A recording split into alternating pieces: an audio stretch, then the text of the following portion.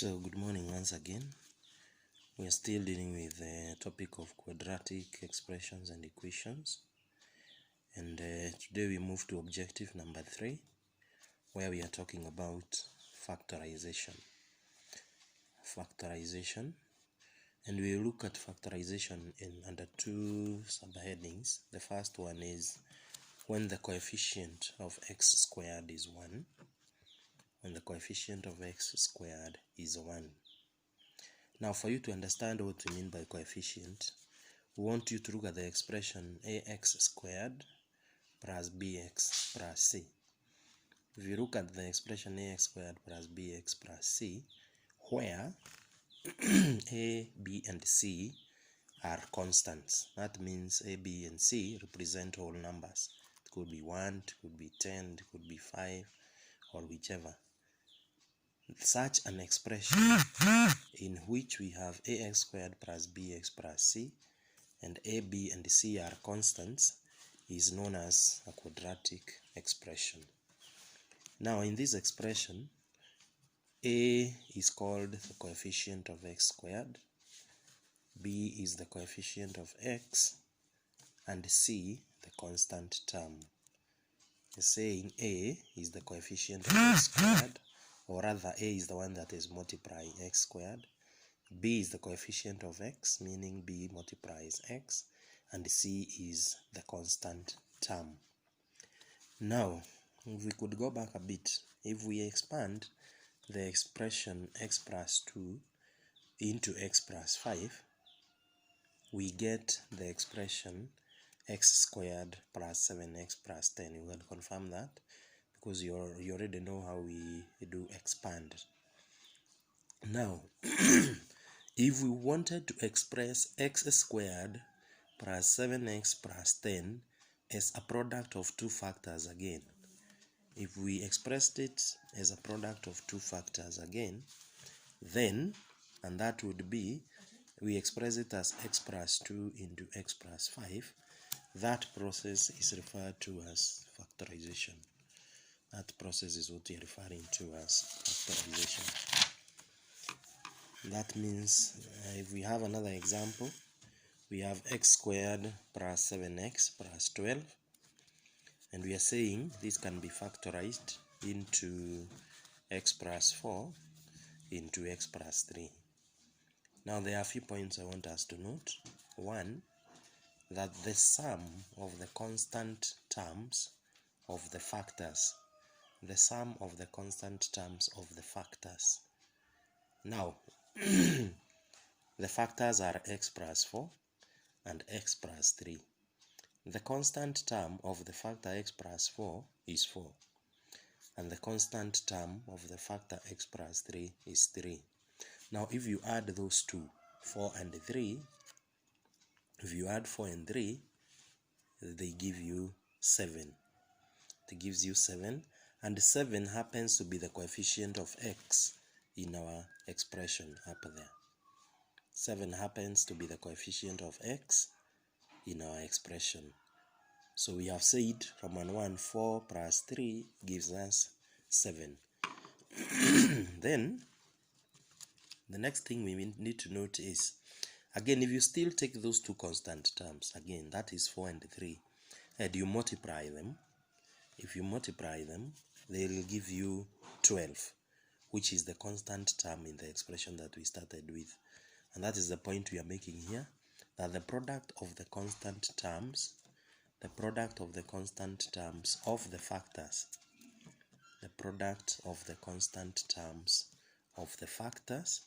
is equal to the constant term of the expression. That is 4 times 3 is equal to 12. So we have said, if we want to factorize x squared plus 7x plus 12, then we are saying we look for two numbers which, one, if added, they give us the coefficient of x, which is 7 in this case, and the same numbers, if we multiply them, the product should give us 12. Those numbers must be the same, and they must satisfy those two conditions simultaneously, that their sum, they add up to the coefficient of x in the expression, and their product is equivalent to the constant term of that expression.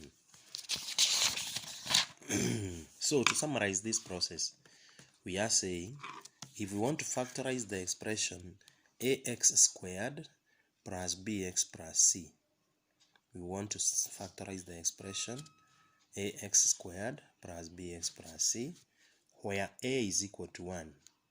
A is equal to 1. We said we are looking at it in two facets. The first one is where the coefficient of x squared is 1. We look for two numbers. We look for two whole numbers. If we can label them anything.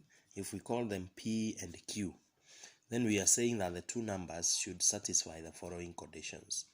1, the sum P plus Q should give us B, and the sum, the product P times Q, should give us C. B is the coefficient of x in our quadratic expression.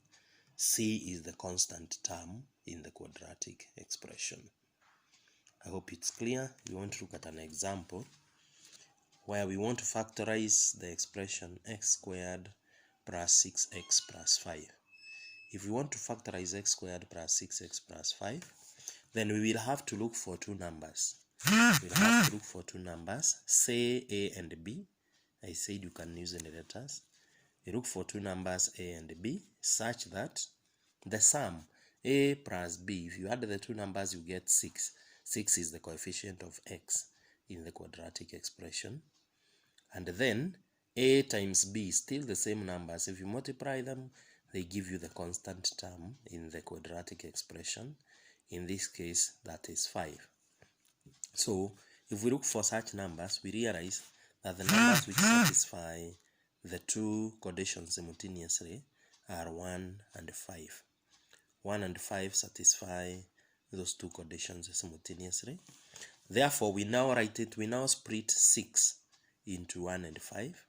So we'll now have x squared plus 5x plus x plus 5. I just realized that 5x and 1x add up to 6x. We just split the middle term into the numbers that we are using.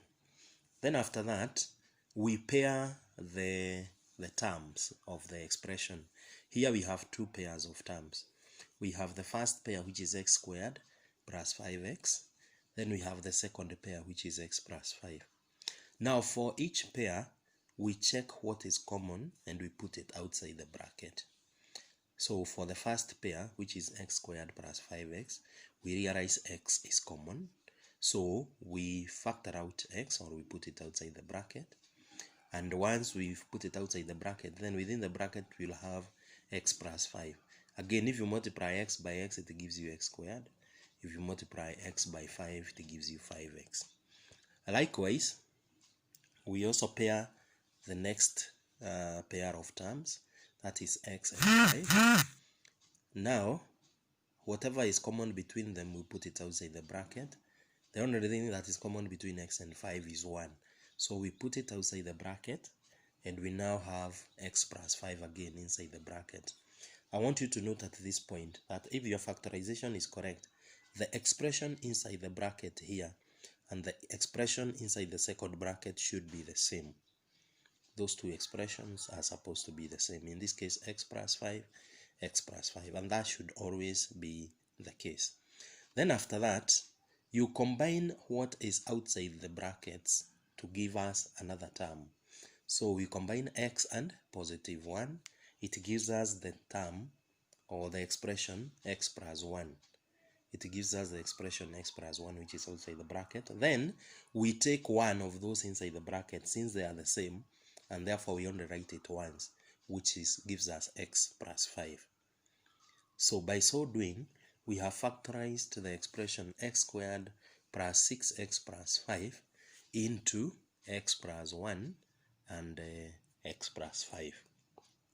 I hope it is clear. You can try expanding this and see whether it gives you back what we started with. It is the reverse process of expansion. Factorization is the reverse process of expansion, and expansion is the reverse process of factorization. So I hope that is clear.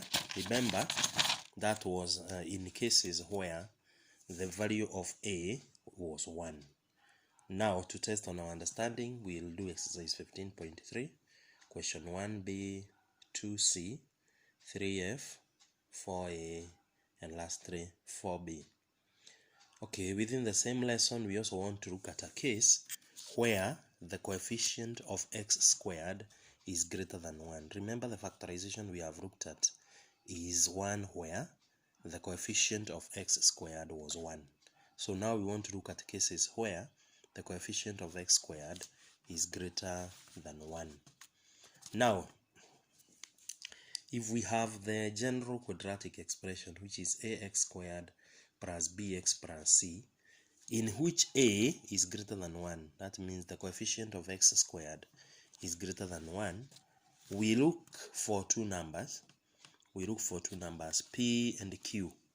We look for two numbers, p and q, such that 1, p plus q gives us b. P plus q gives us b. Again, b is the coefficient of x in the quadratic expression. And then p times q is equal to a times c. I denote this, p times q is equal to a times c. A is the coefficient of x squared, c is the constant term. So that is the slight difference, that where the coefficient of x squared was 1, our product p times q was giving us c. But now when the coefficient is greater than 1, our product p times q should give us the product of the first coefficient of x squared and the constant term. That is the only difference. Otherwise, p plus q should still give us the coefficient of b in the general quadratic expression. So we want to look at an example where we want to factorize 6x squared minus 13x plus 6. We want to factorize the expression 6x squared minus 13x plus 6. So, just like we have said, we have spelled out the method. We look for two numbers, a and b. We look for two numbers, a and b, such that a plus b is equal to negative 13. A plus b gives us the coefficient of b, or of x in this case, which is negative 13. A times b should give us the product of the coefficient of x squared and the constant term, in this case 6 times 6, which gives us 36. Now we realize that the two numbers that satisfy those two conditions simultaneously are negative 4 and negative 9, since if you add negative 4 to negative 9, it gives you negative 13. And if you multiply negative 4 by negative 9, you get 6 times 6, which is equal to 36. Again, after we identify the two numbers, now we split the middle term into the sum of those two numbers. That is negative 9 and negative 4. So our expression 6x squared minus 13x plus 6 now becomes 6x squared minus 9x minus 4x plus 6. Again, just like we did in the case where the coefficient was 1 rather, we now pair the terms. So the first pair of terms here is 6x squared and minus 9x. The second pair is minus 4x and positive 6. So between 6x squared and negative 9x, we realize 3x is common. So we factor it outside the bracket. Once we put it outside the bracket, we get the expression 2x minus 3 inside. So that once if we open the brackets again, it will give us back 6x squared minus 9x. Then we also look at the second pair of terms, that is minus 4x plus 6. If we look at them keenly, we realize that the only factor that is common to them is negative 2. So we put negative 2 outside the bracket, and then inside the bracket we still have 2x minus 3. Remember what we said, that if your factorization is correct, whatever you have inside the bracket here and what you have inside the bracket here should tally. Then just like we did in the previous case, you combine whatever is outside the bracket to make another term. That is 3x and negative 2 to get 3x minus 2. close the first bracket. The second bracket will be given by one of the terms inside the two brackets, 2x minus 3, which is again 2x minus 3. Again, if you expand this, it gives you back 6x squared minus 13x plus 6. I hope that is clear. It's the process of factorization, and we have looked at both cases where the coefficient of x squared is 1, and indeed even when it is greater than 1. So additional questions, and this one covers now where the coefficient is greater than 1. Exercise 15.4, you'll do number 1a, you'll do number 2b, you'll do number 3d, you'll do number 4c, and you'll do number 5c. And you should be very serious with this. The exam that we're just about to do will cover everything that we will have done by the time we will be sitting for the exam. So you're still calling for serious commitment. Take the online school very positively, even as we still wait and see whether we'll be going back to school. Have a nice time.